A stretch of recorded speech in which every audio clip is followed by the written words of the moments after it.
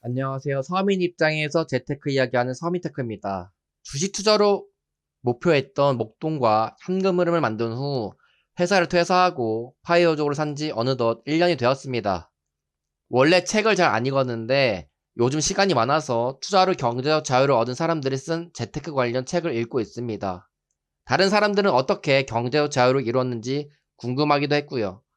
한 5권 정도의 책을 읽었었는데 공통점이 있었습니다. 그건 바로 아파트 투자로 돈을 벌어 경제적 자유를 이루었다는 것이죠. 아쉬운 부분은 부를 이루는 과정에서 무엇을 어떻게 했다는 것에 대해 명확하게 말해준 책은 없었다는 것입니다. 그냥 어디서나 들을 수 있는 추상적인 이야기가 대부분이었습니다. 사실 저는 부동산으로 계층 이동한 사람들의 이야기에 공감은 잘 안 갑니다. 예전이야 그게 가능했을지 모르겠지만 요즘 시대에는 맞지 않는 방법이라고 생각하기 때문이죠. 대부분은 그때 당시 다주택자가 가능했고 금리가 낮았으며 대출이 잘 나왔던 시대에 열심히 저축해서 아파트 투자하여 돈을 버는 스토리였습니다. 그러나 몇 년 전부터 부동산 투자를 할 수 있는 환경이 완전히 바뀌었습니다. 금리도 높아졌고 대출도 잘 안 나오며 다주택자로 돈 벌 수 있는 구조가 안 되기 때문이죠. 대부분 부동산 투자로 돈 버는 사람들은 아파트 시세 차익형 부동산으로 돈을 벌었지만 유일하게 한 분만 수익형 부동산으로 자산을 늘려오셨고 책에서도 수익형 부동산을 추천하시더라고요. 특히 소형 아파트를 추천하셨습니다. 소형 아파트는 사실 시세 차익형이 포함되긴 하지만 말이죠. 사실 예전부터 유튜브를 보면서 이분의 영상을 보면서 공감할 때도 있었습니다. 왜냐하면 대출을 일으켜도 이자 대신 월세를 받기 때문에 안전하게 돈을 불릴 수 있으니까 말이죠. 그래서 제 첫 부동산 투자는 원룸 오피스텔이었고 두 번째 투자는 소형 아파트였습니다. 오피스텔로 대출을 일으켜 첫 불로소득의 맛을 느꼈지만 돈만 모았을 때는 그 돈으로 원룸 아파트를 매수했었으면 돈을 더 벌었을 것입니다. 그리고 소형 아파트 투자는 2주택자여서 주택담보대출이 되지 않아 신용대출과 전세갭으로 매매할 수밖에 없었습니다. 그래서 신용대출 이자를 내는 상황이 되었었죠.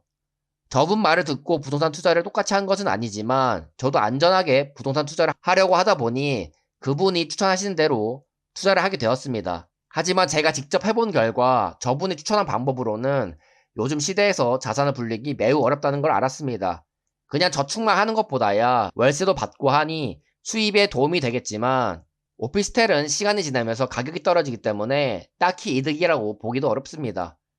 소형 아파트도 2021년에 투자해서 4년이나 흘렀는데 시세가 오르기커녕 하락한 상태입니다.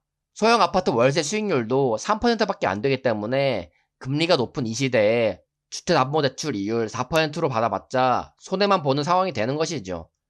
그렇다고 투자할 때 부동산으로서 안정성을 가졌었냐? 그것도 아닙니다.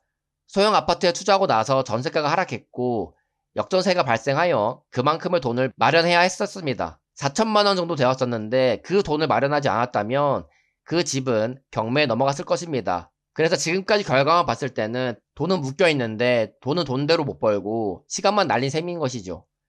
저는 다행히 대부분의 돈을 주식 투자에 쏟아부었고 주식으로 돈을 벌어 경제적 자유를 얻었습니다. 좀 더 시간이 지나봐야 알겠지만 부동산으로는 돈 번 게 없었던 것이죠. 그렇다고 지방에 투자한 것도 아니었습니다. 서울에 있는 오피스텔, 수원에 있는 아파트로 수도권 역세권에 있는 부동산에 투자를 했는데도 말이죠. 그래서 저는 부동산으로 경제적 자유를 이루었다라는 사람들의 말은 지금 들을 필요가 없다고 생각합니다. 그건 옛날에 계층 이동에 사용했던 방법이지 지금 시대에는 전혀 맞지 않는 방법이기 때문이죠. 나중에 금리가 낮아지고 다주택자가 가능한 환경이 된다고 하더라도 저는 수익형 부동산으로 계층 이동하기 매우 시간이 오래 걸리고 힘들다고 생각합니다. 수익률이 너무 낮기 때문이죠. 그래서 부동산도 해보고 주식도 해본 저로서는 요즘 시대에 계층 이동하고 경제적 자유를 얻을 수 있는 가장 효율적인 수단은 주식이 가장 좋다고 생각합니다. 이제 부동산은 나중에 목돈이 생기면 현금 흐름을 발생시키는 용도로 쓰이는 수단이지 계층 이동을 하기 위한 사다리로 쓰이는 도구가 아니라는 것입니다. 저도 제가 보유하고 있는 부동산을 주식으로 불린 돈으로 월세로 바꿔 현금 흐름을 창출하려고 하고 있고 집으로 큰 돈 벌 생각보단 화폐 가치 하락을 방어하는 수단으로 생각하고 있습니다. 그러니 재테크 책에서 부동산으로 자산을 이루었다고 똑같은 방법으로 부를 이루려고 하지 마시기 바랍니다. 어떤 아파트를 사서 얼마에 샀다는 자세한 내용도 없거니와 어차피 그 방법은 옛날 방식이기 때문에 의미가 없다는 것입니다. 그럼 재테크 책이 의미가 없냐? 그것은 아닙니다.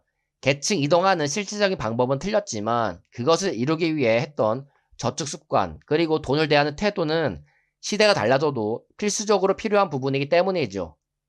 남들보다 가난에서 탈출하기 위해 올바른 방향으로 치열하게 사는 부분은 투자로 자산을 이룬 사람들의 공통점이었습니다. 재테크 책도 좋지만 저는 유튜브 영상만 봐도 충분하다고 봅니다. 유튜브만 관심을 가지고 틈틈이 봐도 책 내용은 안 봐도 비디오입니다. 그리고 책은 많은 시간이 지난 경험들일 확률이 높지만 유튜브는 최근 경험을 얘기할 확률이 높습니다. 저도 재테크에 대한 지식과 마인드를 대부분 유튜브 영상으로 보며 배웠고 그 이후 책을 보니 다 아는 내용이라 그냥 넘어가게 되더라고요. 인생을 바꿀 수 있는 비법이 책에 있는 것은 아닙니다. 다른 사람들이 성공한 경험을 곧이곧대로 믿지 말고 그 시대의 배경을 잘 파악하여 내게 도움이 되는 것이 무엇인지 필터링을 할 줄 알아야 합니다. 결국 내 인생을 바꾸는 것은 스스로 실천하며 경험하면서 깨우치는 것이라는 걸 말씀드리면서 영상을 여기서 마치겠습니다. 감사합니다.